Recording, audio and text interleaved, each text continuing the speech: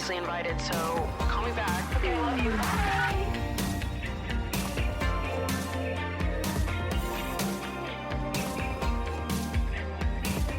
What's up, you guys, and welcome back to Emotionally Online, the weekly slumber party for spilling guts and sharing secrets, hosted by yours truly, the one and only Maddie Drossbeck. And today is a huge day, babes. Check that episode number. Because big things were coming and big things have arrived. Welcome to episode 69, babes. Yeah, someone had to do it.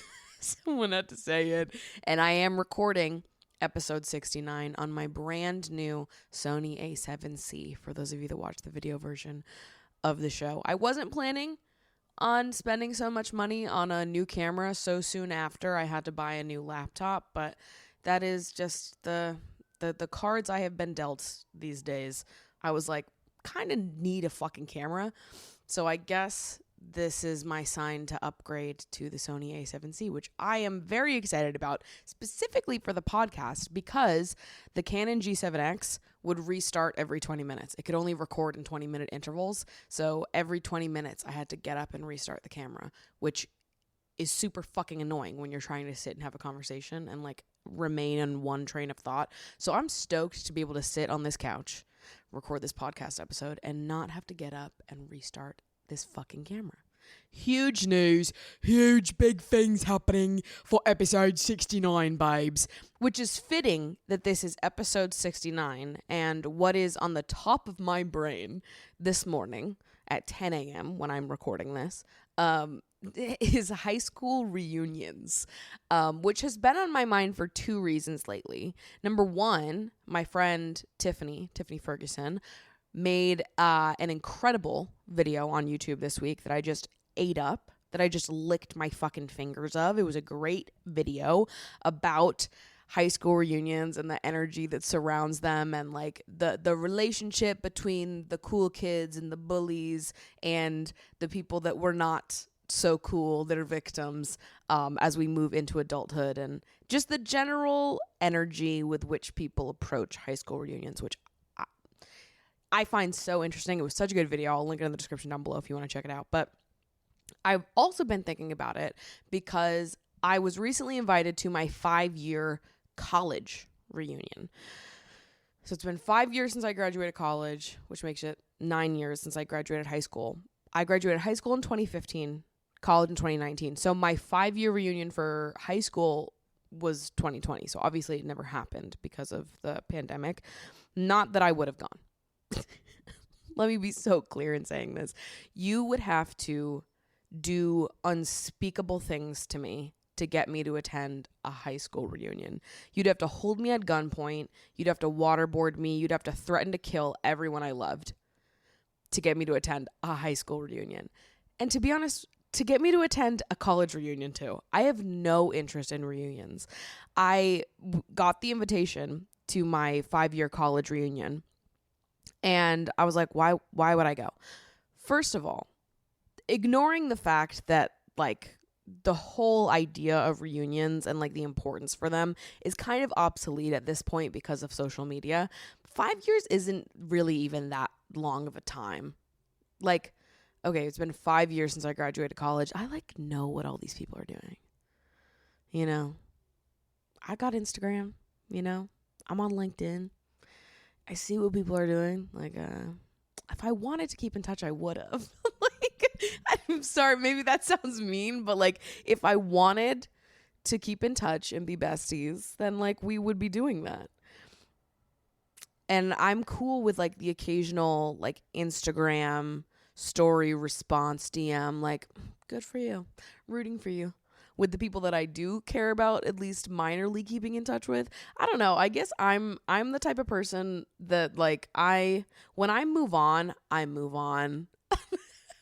You know, like this in my brain connects to how I don't understand why people get offended when you unfollow them on Instagram, where I'm like, oh, I unfollowed you because I don't care what you're doing.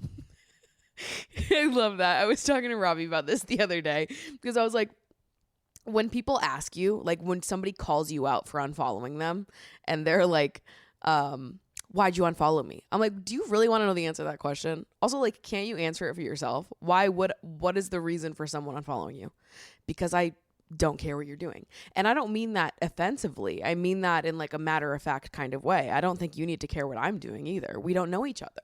I'm like, we're strangers. We had 2 classes together in high school and college, whatever. Like we met in like a passing circumstance. We were never close. Why? I don't care what you're doing. That's the honest truth of it. I unfollowed you because I don't give a fuck. And your posts are clogging up my feed, and I want to see the people that I actually want to see. This is why I refuse to follow more than 500 accounts on Instagram. The second I go over 500, I'm like, oh, it's time to unfollow people. Because I'm like, I'm not seeing the people I want to see. There are not 500 people on this earth that I care about. I'll be honest, there's not. So I'm like, why am I following this many people? It's like, okay, I follow a certain amount of celebrities on Instagram, a certain amount of people I like know and genuinely give a fuck about, and then a certain amount of like brand accounts, creators that I find inspiring, just like accounts that post cool things that I enjoy, you know? But it's like the amount of people that I follow that I actually personally give a shit about on Instagram, it's not a large number. Because I don't have space in my brain to care about that many people. Like it's genuinely not meant to be offensive. It is just a matter of fact sort of thing to me. Like, no, I don't care about 500 people. And actually, I don't think that anybody cares about 500 people. And if anyone is saying that they care about 500 people, like they're bullshitting themselves. Because no, you don't. And a follow on Instagram means literally next to nothing. So if I've ever unfollowed you on Instagram and you thought to yourself, why did Maddie unfollow me on Instagram? It's just because I don't have space for that many people in my brain, and I needed to clear some space up, and we don't know each other. And that's why. But I don't mean that in a negative way. And if we reconnected later in life, I would totally follow you again. It was never in a mean way. It is just simply because we are not connected at this stage in life, and that's totally fine for us. This is how I feel about like reunions, high school and college reunions. First of all, I know what you're doing because I have access to social media. So if I want to know what you're doing, I can figure it out. But like, second of all, if I wanted to be in touch, I would be in touch. So I don't feel the need to go to a reunion because I'm just like, what's the point? I guess I literally see no point in it. And you know what? I've never understood the desire to like go to a reunion to like show people what they're missing and be like, look, I'm so much cooler now. And like, you guys were so mean to me and like, fuck you for that. 'Cause look at me, my life is so cool and amazing, and like flex your career or your partner or, you know, your life now to look at these people you grew up with and basically have like a I'm cooler than you contest, which first of all, if you want the like real truth and tea of it all, if that is a contest you want to compete in, you've already lost. If you want to compete with people you went to high school with in an I'm cooler than you contest, I can tell you right now definitively, you are not that fucking cool. I'm sorry if that's news to people, but it's the truth. That's number one. Number two, my thing is like, I feel like that is almost a little delusional to think that people are thinking of you that much, but also to think that it's going to impact anyone in that way. Like, I was cool when I was 14 being bullied the house down boots because of my YouTube videos. I do the same shit now. I'm successful at it now in a way that I wasn't when I was 14 years old, but it wasn't cool then, and it's not cool now either to these people. Like, the people that thought that I was weird and uncool in high school still think I'm weird and uncool now. Nothing about me has changed. You know what I mean? Like, there's no part of me being like, oh, I live in New York City and I'm successful doing the thing you bullied me for my whole life. Like, I don't think that would matter to the people that were mean to me in high school. You know what I mean? I don't think they're thinking of me at all. Even if they were, I think they would hold the same opinion of me. Like, I genuinely don't think that it would shift, that it would matter. But more than any of that, I don't think they're thinking of me at all, which is great. And what a fucking relief. You know what I mean? Like, I don't care what they're doing. They don't care what I'm doing. And that's honestly how life should be. we weren't meant to know each other. We didn't click in that way. You didn't see my vibe. I definitely don't see yours. Like, I'm not even trying to be mean when I say, like, I genuinely don't give a fuck what you're doing. 'Cause I don't. And I don't think that you give a fuck what I'm doing either. I just think that it's a mutual state of not giving a fuck. So I have no interest in trying to impress you or make you think that I'm cool. Like, why would I do that? Why would I care about the opinions of these people that were so nasty to me growing up? I don't understand why you would want to put value in the opinion of people that were so nasty to you growing up. Like, why does changing their mind matter to you? Why does having that moment of someone that was nasty to you looking at you being like, oh, I should have been nicer to them because now they have money and a hot girlfriend or boyfriend? Like, I guess I don't understand the value in that. Like, I don't value your opinion.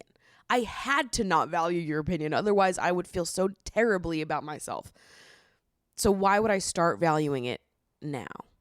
And I'm really not even trying to be an asshole about it, because honestly, I'm the type of person that, like, when people from my past come and visit New York and they message me and they're like, hey, let's get a coffee and catch up, I always say yes. Because I think that's fun to catch up with people and just hear about their lives and what they're doing. That doesn't mean we're going to stay in touch after the fact. But, like, just catching up for, like, a coffee for an hour or two, that's fun. I would say yes to that every fucking time. Not if you were mean to me. For sure, no. But, like, I think about the people I did theater with growing up, the people that all of these extracurriculars, dance, whatever. The people that I knew through those groups where I'm like, we didn't remain friends, but we at one time were friends, or, spent a lot of time together. If any of those people ever came to New York and were like, you want to get a coffee? I'd be like, absolutely I do. I'm not opposed to reconnecting with people. I guess but that also connects to what I was saying earlier, where it's not personal. Like, me unfollowing you on Instagram is not personal. I just don't have room for that many people in my brain.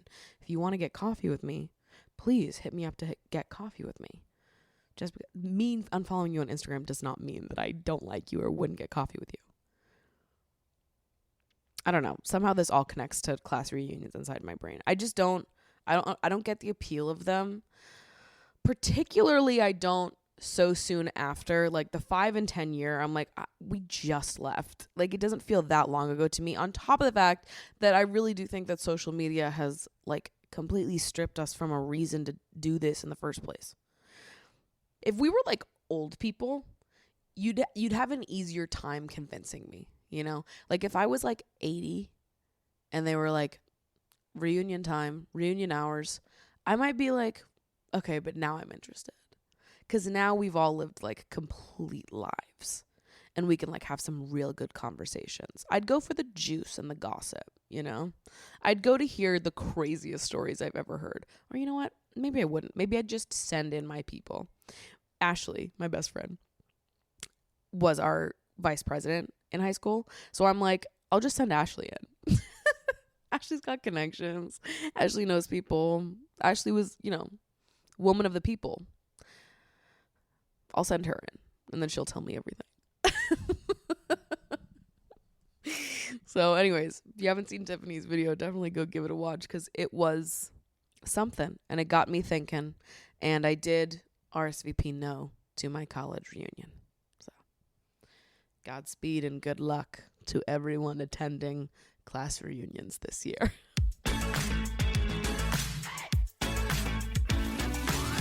So I've been deep in Reddit recently. When am I not? Usually my deep dives on Reddit involve, like, Love Island cast member drama, deep in Love Island cast member drama, and then, like, lurking on the H3 subreddit, but everyone on that subreddit is literally balls to the wall fucking insane. And then, like, the dating advice Reddit and the Am I the Asshole Reddit, and also the Alamo Draft House Reddit, because I don't know why. I just like reading what people have to say. I love listening to other people complain. I do. I love it. I find it entertaining. I don't know if I've talked about my building group chat before, but my apartment building has, like, a group chat where every person in the building is in it, and there are so many fights, so many complaints, so many just like vent sessions that happen in that group chat, and it sustains me. It personally like lights me on fire when people start complaining about someone in another apartment that's too loud, or they're complaining about people leaving their clothes in the laundry, or people have their dogs shitting on the roof and not picking up after them. It fills me with it is such a source of entertainment to me. I love it so much. Reddit does the same thing to me. Like when people go on the Alamo Drafthouse Reddit and they're like complaining about the pre-show that they play before the movie starts, I'm like, this is funny. This is so good to me that you went to a movie theater and were so mad about the pre-show that you went to Reddit to talk to other people that are like hardcore Alamo Drafthouse fans. There's something about the whole thing that is like, it's just passion that I love. It's the same reason why I used to watch vegan YouTubers all the time.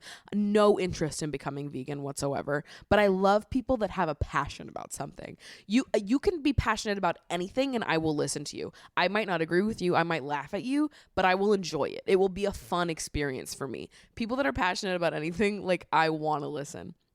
And I do feel like a lot of people on Reddit are very passionate. And so for that reason, I do be lurking. Now, I realized that I've never done an Am I the Asshole segment on the podcast. I've asked you guys to submit your own Am I the Assholes in the audience submission section of the show, but I had never actually done a deep dive on the Am I the Asshole Reddit, which absolutely needs to be done.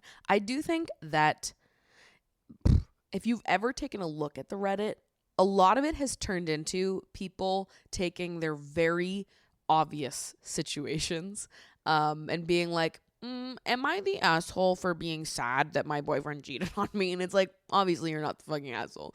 But sometimes you have very like complicated situations on that Reddit. And those are the ones that I love. I love when people are in the responses like totally divided. So anyways, fun place to be. Fun place to hang out. I pulled a few of the recent Am I the Assholes that I saw.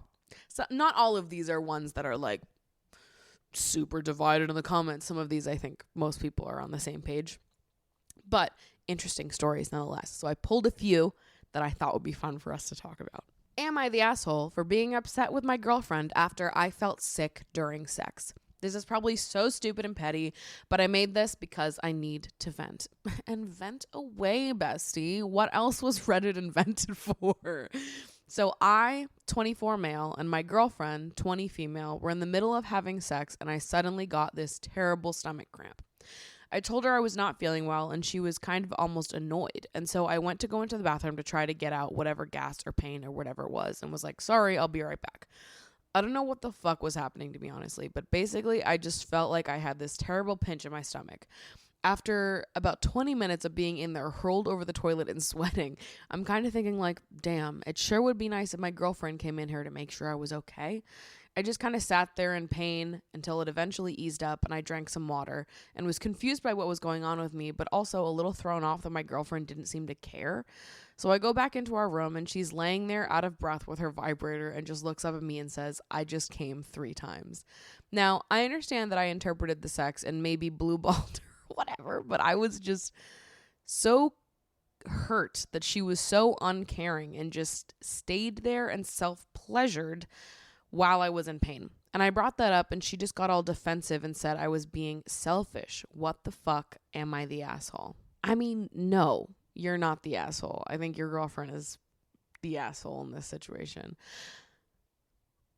The only part that I would defend the girlfriend on is the not coming to check in on you part, because I personally would not have gone to check up on someone that went to the bathroom feeling unwell and having like stomach pain, because if that was me, I would rather die than have someone come check up on me. Just leave me alone, okay? What goes on in here is between me and God. I don't need anybody hearing, witnessing, smelling. I need nobody, okay? This is a time in my life where I want complete fucking solitude. If I'm having stomach issues and I'm in the bathroom, I need nobody to come ask me how I'm doing, okay? If you need to communicate with me, you need to do it through Morse code, okay? You need to be far fucking away. There's no universe where you need to come check up on me and be that close to, you know, the impact zone. I would rather die than have someone that I was intimate with, dating, be like, are you okay, Maddie? Like, I'm gonna be okay, but you need to leave. You need to get out of here. It is dangerous for you. So for that, that's the only thing I'll defend her on, because I'm like, I get why she didn't come up and check on you, because I wouldn't have either, because I would not personally want someone to check on me in that state.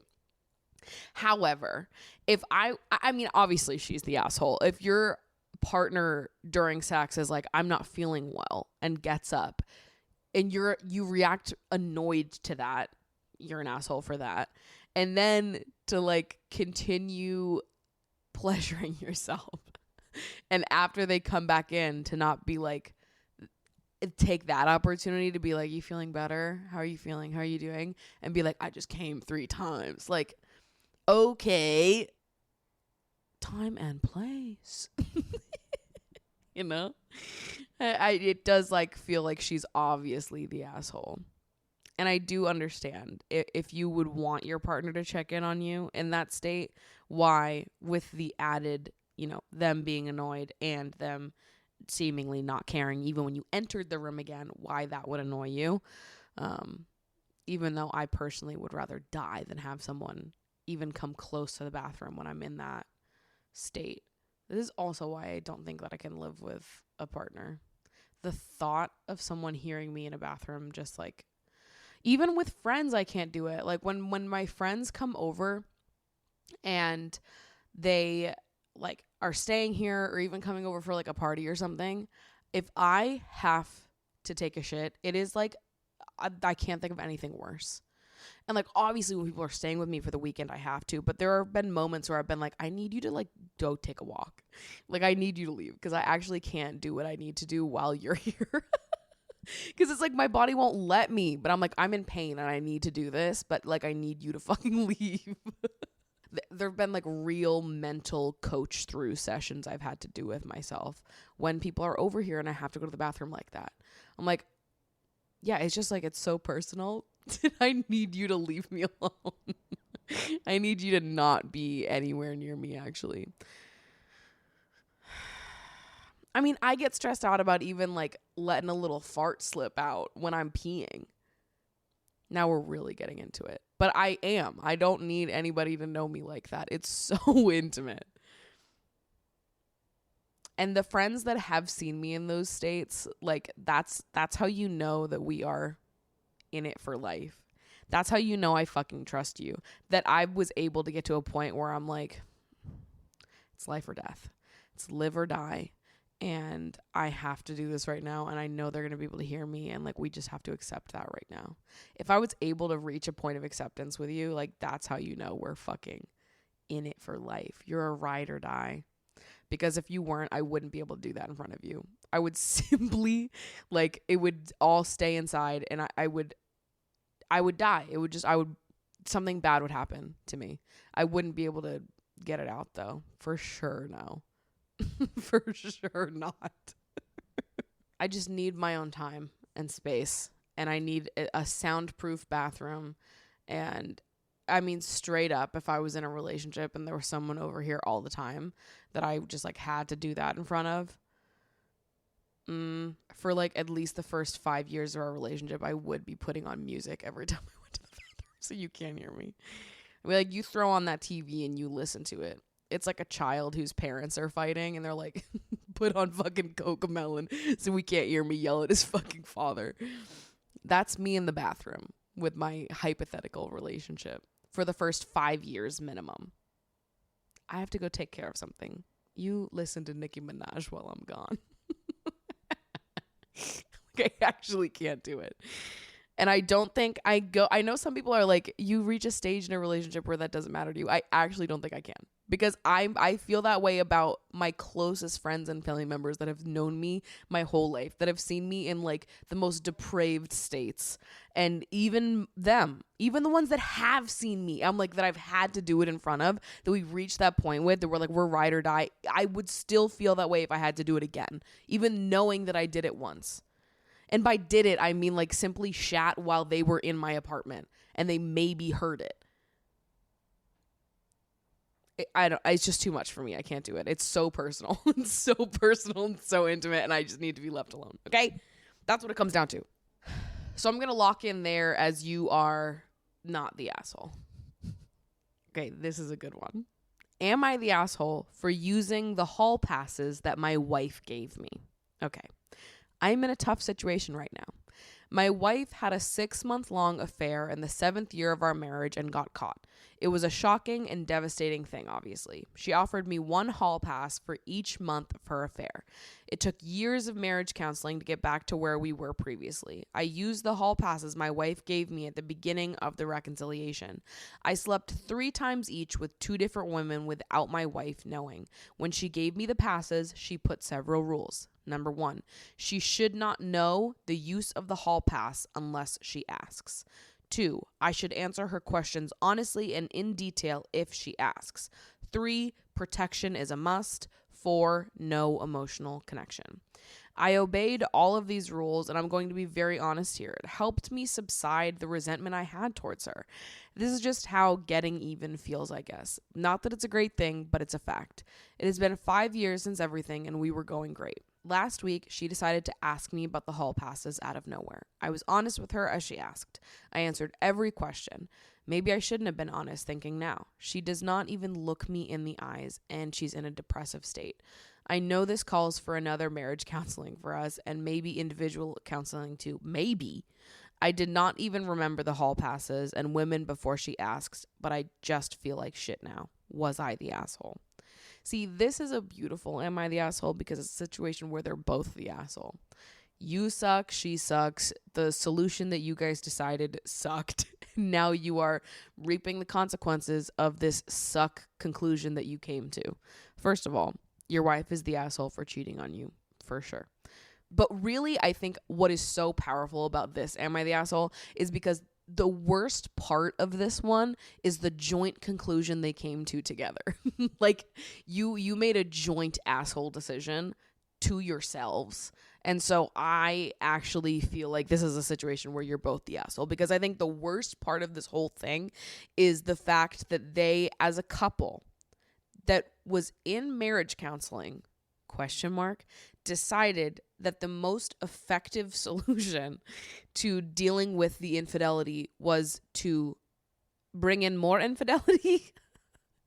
The best way to cope with cheating is to just let everyone cheat. Like, to me, that feels like an insane solution, to be like, my wife cheated on me and we as a duo decided that I should now cheat on her for 6 months. I get six times, one time for the 6 months that she was cheating on him.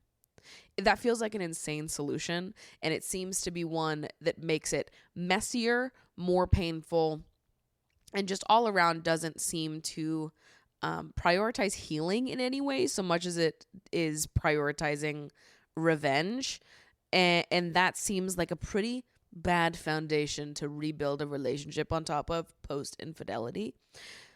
So I don't feel comfortable labeling one person as the asshole and one person as not, because I feel like to make that joint decision, you kind of are both the assholes. I mean, maybe, I'm sure that has worked for someone out there. I just can't imagine that being the best choice for how we cope with this.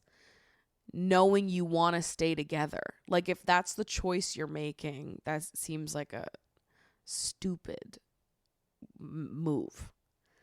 We're trying to work through this and save our marriage and stay together. You've made that choice, and your method, your solution, the conclusion you came to was to just be like, and now we can both cheat. It just doesn't. I wonder if the marriage counselor knew about this. I wonder if there are marriage counselors that would encourage that. I mean, maybe it has worked for some people. I'm speaking for myself from my own perspective, that there's no way that would work with me. It seems so absurd. Like that, it just, yeah, it would make it so much worse. Like, I'm picturing if I was the man in this situation and my partner cheated on me, if they even suggested that the solution was me getting to cheat on them 6 times, I'd be like, are you on fucking drugs? Like, I'm sorry, what the fuck? I'm mad. I'm hurt about what you did, and you think the solution is letting me do that too? This thing that I think is so morally wrong. You're going to let me do that too? That's not in alignment with how I behave, with how I act, and fuck you for insinuating that I should do that too. You know?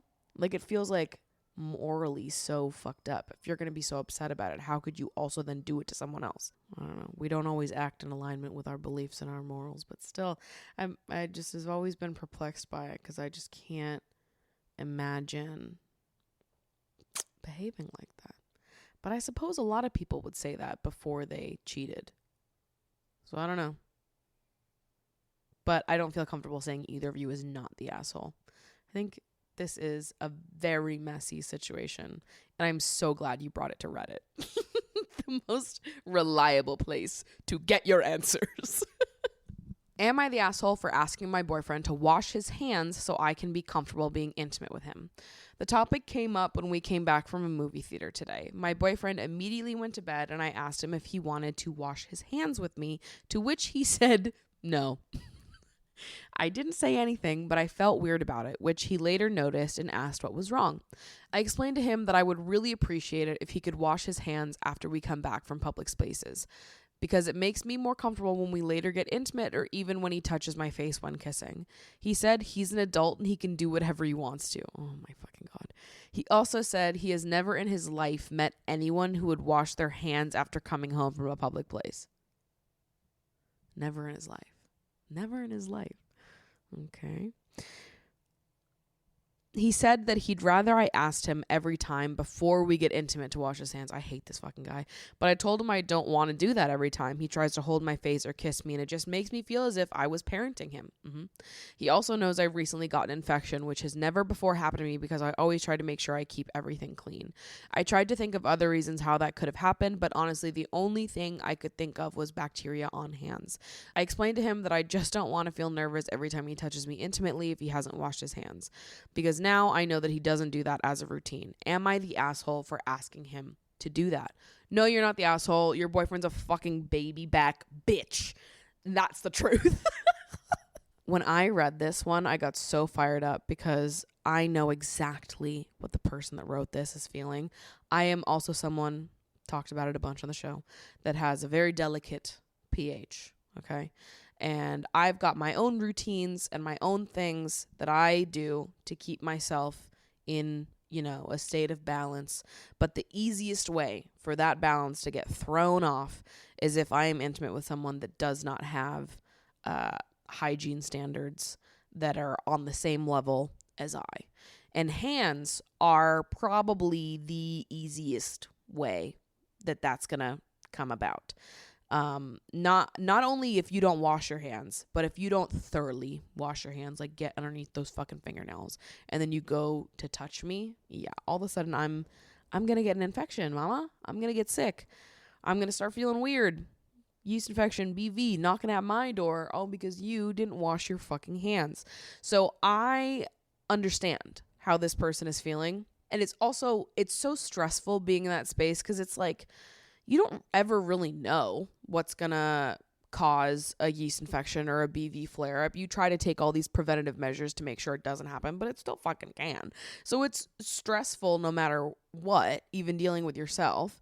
So then to have a partner that so blatantly is like not caring about this thing that is actually quite stressful and that is like a very easy, very achievable task that literally hangs in between you either getting an infection or not getting an infection, and they won't do it. Yeah, that's fucking annoying. And I also get like the fact that he was like, first of all, I've never met anyone that washes their hands after coming back from a public place. I've got news for you, fucko. Yes, you do. Unfortunately, most people do that. Unfortunately, most people are washing their hands pretty fucking regularly. What the hell are you talking about? I've never met anyone that washes their hands after coming back inside from a public place. Have you ever met a woman? This is my question to you. I don't know what men be doing. I don't claim to understand that, okay? But I know women, and women be doing that for sure. So what the fuck are you talking about? That's number one. Number two, why do you have an aversion to washing your hands? Why, when someone asks you, can you wash your hands? You're like, no, I'm not going to do that. And then when she explains to you why it makes her feel uncomfortable, and if you're going to touch her face and be intimate with her, she wants you to wash your hands. You're like, well, I'll only do it if you ask me to do it. You're going to have to remind me before every time we get intimate. That is so fucking annoying and puts all of the responsibility on her when you are, as her intimate partner, equally as responsible for her sexual health as she is yours. When you are intimate with someone in that way, this goes back to what gets me fired up every time I touch on topics like this, is how people don't feel like they have to look out for their sexual partners. They think it's like, what's you is you, what's me is me, I'll do with me, and I don't give a fuck about what happens to you. Like, I am so over these people that act like this, where it's like, if you're being intimate with someone, you owe them care. You have to give a fuck about their emotional well-being and their sexual health. And if you don't, you shouldn't be being intimate with them. I will say this until I drop dead, until they lower me into the fucking dirt, okay? You people shouldn't be having sex. If you're not willing to show up for someone emotionally and give a fuck about their sexual health, you need to just knock it off completely. Nobody should be having sex with you. The fact that you could be intimate with someone, know that they had an infection flare up, most likely because of bacteria that was introduced to them through you fingering them when you didn't wash your hands before, and then for them to be like, can you just get in a habit of washing your hands every time we get home, so that when we lay in bed, we just get to like enjoy each other, to start hooking up, let it flow naturally, let ourselves get excited in that way without me having to stop you and be like, oh, can you wash your hands? Can you can you just be in a habit of knowing you have to do that?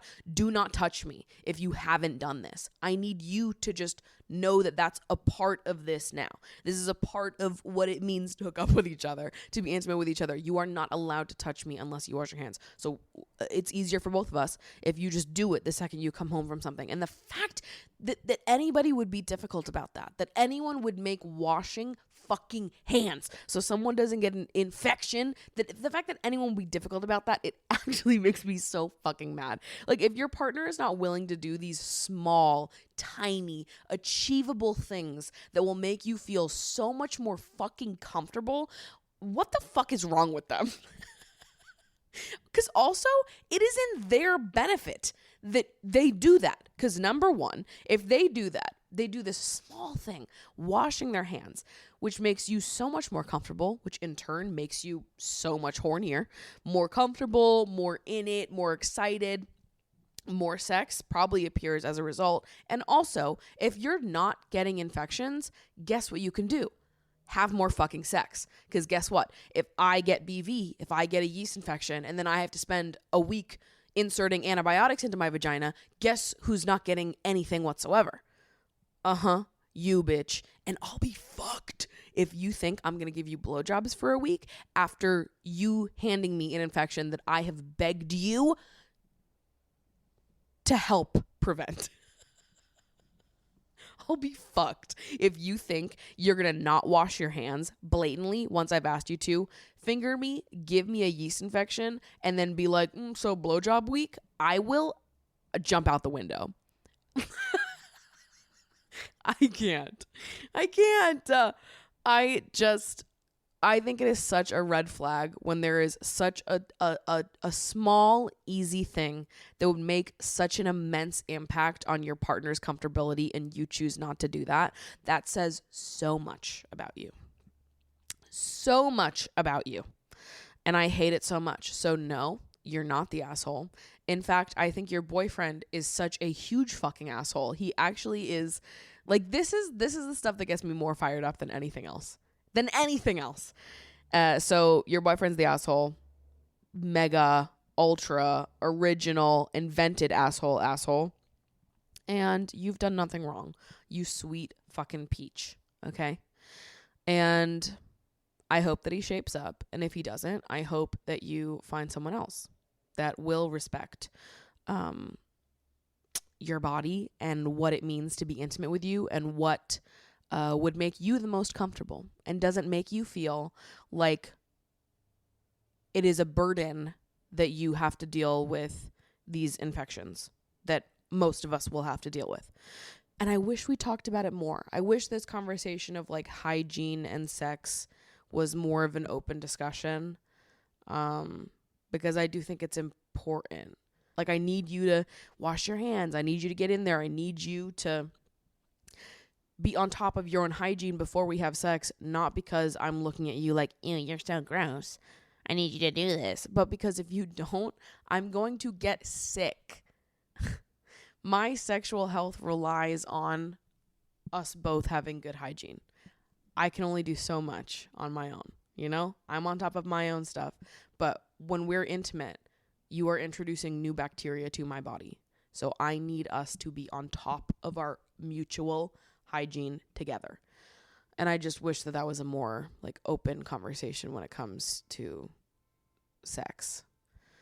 I don't know. I'm like tired of these conversations being avoided because they're not sexy to people. This is like a major part of sex and having good sex and having comfortable sex. And if you are going to be a little fucking bitch about these conversations, then you shouldn't have sex. And that's how I feel. Am I the asshole for telling my girlfriend I'm going to break up with her if she doesn't find a job? I love this one. My girlfriend, 25 female, and I, 27 male, have been together for 2 years and have been living together. We also have no children. I'm currently working. However, my girlfriend just quit her job 3 months ago and said that the people that she worked with were toxic. Thankfully, I make enough to keep the lights on, but it's been hard with her not working. Hard to buy food and other needs when I'm throwing my entire check at bills. I've brought up multiple times to her that it's time to look for a new job, and she says no good jobs are hiring at the moment. She says this every time. I've been frustrated recently because I'm having to work overtime because of this, so I sternly brought this up to her, that she needs to find a job because I can't keep working overtime just because she isn't working. It's hard to support her and myself like this. We went back and forth, and she said that I could take up a second job, that dealing with toxic people at her work was mentally draining her and she didn't want it to happen again. She said she wanted to be a stay-at-home girlfriend. I told her she is insane for saying that, and that if she doesn't find a job, then I would break up with her. She lost her shit and told me that men are the ones to take care of their partners. We haven't spoken much since, and she's very pissed off at me. I don't know if I was too harsh to say that to her. Am I the asshole? No, you're not the asshole. Me telling everyone they're not the asshole for 40 minutes. The stay-at-home girlfriend stuff is so funny to me. People that say that unironically are like actually the funniest people on earth to me. The people that engage in that like fantasy, the stay-at-home fantasy, the stay-at-home girlfriend fantasy, the people that engage in that genuinely and are like, I want to be a stay-at-home girlfriend, and they're not being at least a little ironic and joking. Those people are so funny to me. They are comedians. I believe they should be paid for their work. Just in doing this stay-at-home girlfriend bit. I think it is so funny, even if they don't realize that what they're doing is funny. I mean, it is literally insane. It is insane to look at your partner that's like, I'm struggling. I need you to get a job to help me pay these bills. And to look at them and be like, get a second job, you lazy son of a bitch. Men take care of their girlfriends. That is wild. That is literally an insane thing to say to someone that you're supposed to be like in love with and building a life with. Yeah, get a second job. Men take care of their women. Like, I'm sorry. Come on. Guys, we can't be behaving like this. This is not a good look. I also think there's a part of me that like hears stories like this and just has to have a fucking laugh about it, because I'm like, I know so many like eligible bachelorettes that are single. I'm friends with so many single people that are just like the most brilliant, loving, supportive, just like ideal partners of people. And these are the people that are actually in relationships. What's wrong? What's going on? Yeah, clearly you're not the asshole. This is what I mean where I say some of the submissions on Am I the Asshole? It's like, in what universe would you be the asshole? I'm sure there's someone out there that's like totally in agreement, but it's like, what year is it and where are you living And yeah, just like what circumstances have we found ourselves in? I'm sure there are some people out there that still believe in and buy into this whole like, women should do nothing and men should do everything shit. Though they usually buy into it from like a derogatory perspective and not from the perspective of like, I'm a stay-at-home girlfriend. I do whatever the fuck I want and you get 2 jobs. Like, they see it from the perspective of like, women are stupid and incapable of doing things. And I'm a strong man and I do everything myself or whatever the fuck. There are definitely people out there that believe in all of that. But it's like, you should, if that's what you want, go date those people then. If you want to be a stay-at-home girlfriend and date a misogynist that thinks that women can't do shit and takes care of everything and pays for your lifestyle, then go ahead, go date those men. Be my guest. Like, if that's the lifestyle you want, then you should go find someone to do that. But to be in a relationship with someone that is like asking you to help paying the bills and you're like, I want to be a stay-at-home girlfriend, this is my dream to be a stay-at-home girlfriend, like, you don't get to just throw that on someone. You're like, actually, I quit my job because it's toxic and I'm never getting anyone. And you're just going to have to figure out how to pay for me too. Like, that's crazy. That is crazy. I also just like don't understand not wanting financial freedom for yourself. Why do you want to rely on someone else in that way? I guess that I don't understand that. It feels nice to be able to take care of yourself, to have financial freedom, to feel capable. Feels good to do that. It feels good to be able to take care of yourself. I do not understand why someone would not want to feel that way. But what do I know?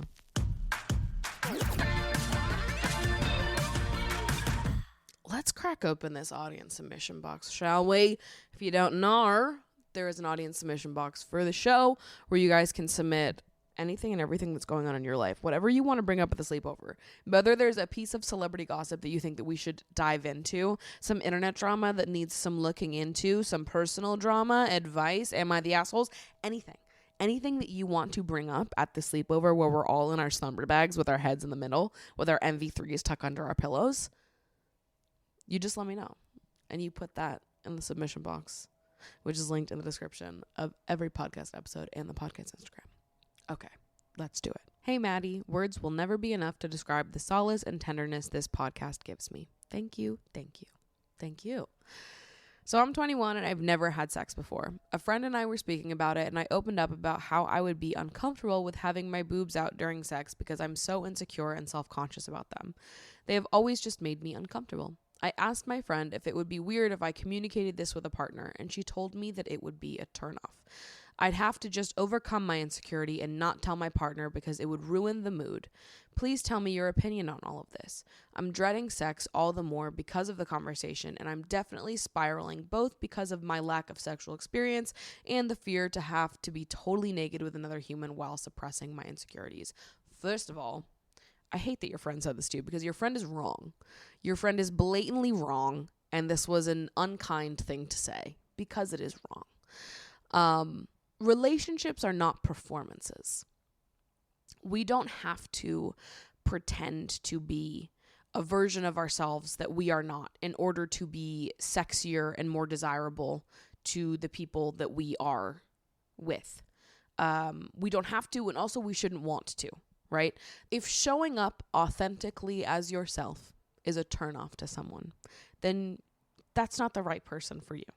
And honestly, I think it is completely and utterly ridiculous to assert that our insecurities make us unattractive, or that having any insecurity at all is something that needs to be hidden because it would ruin the mood in some way. The reality is that we all have insecurities.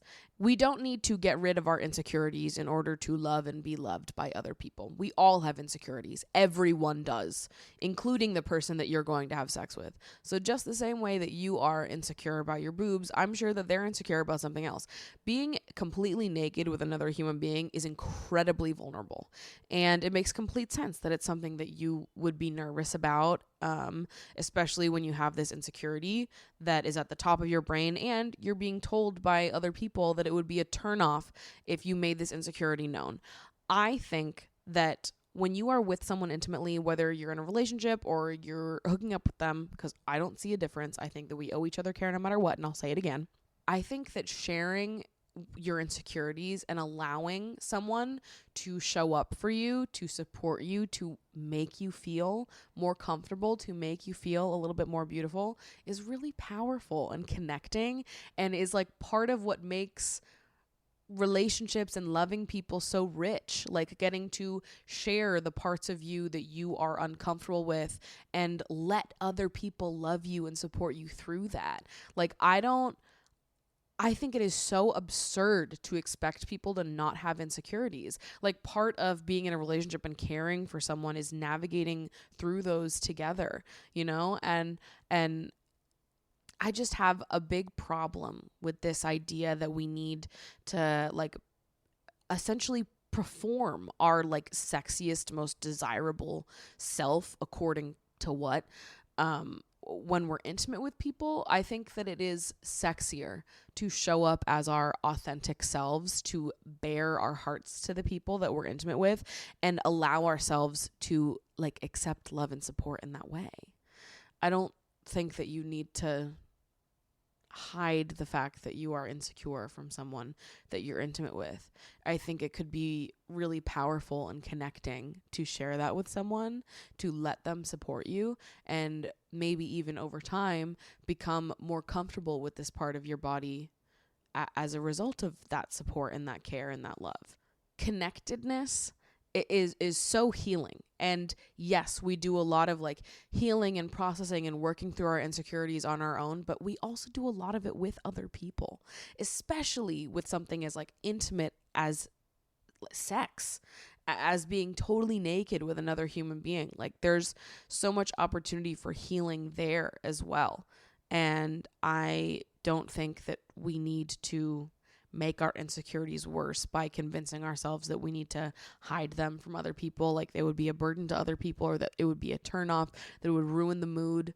Like, let's stop prioritizing what this hypothetical person would find sexy and what is the best for them, and ask yourself what's the best for you.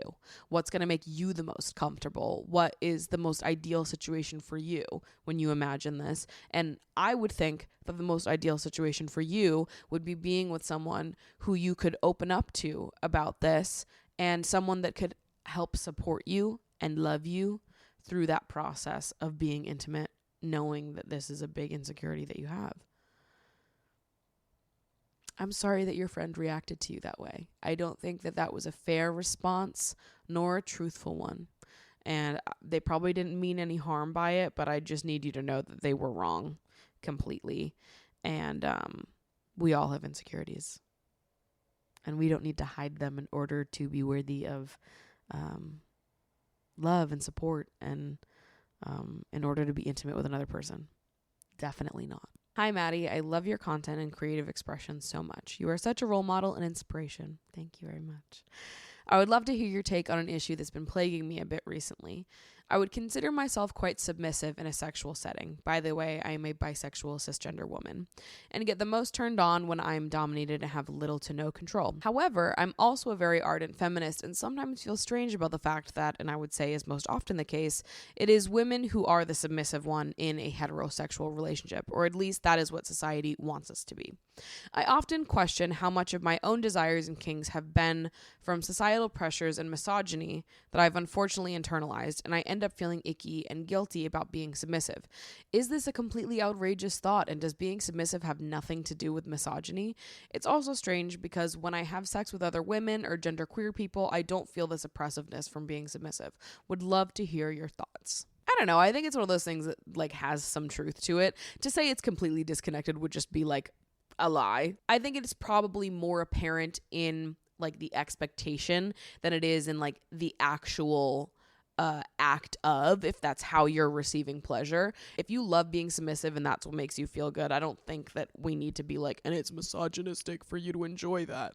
I think that it's more, the misogyny more lives in like the expectation that men be dominant and women be submissive. It feels to me like it would be more apparent in the expectation. And the expectation is really what the problem is, not necessarily what it is that you are the most turned on by.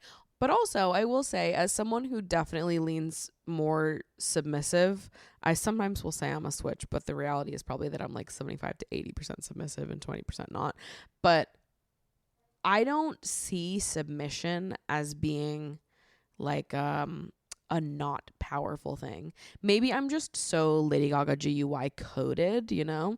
But I don't see submission as being like a lack of power. I think there is a lot of power in like the relinquishing of power, in giving your choice to someone else. Well, you're choosing to give your choice to someone else. But like when I think of what I find like the most sexy, what turns me on the most in those kinds of dynamics, like I love being told what to do. I've said this so many times.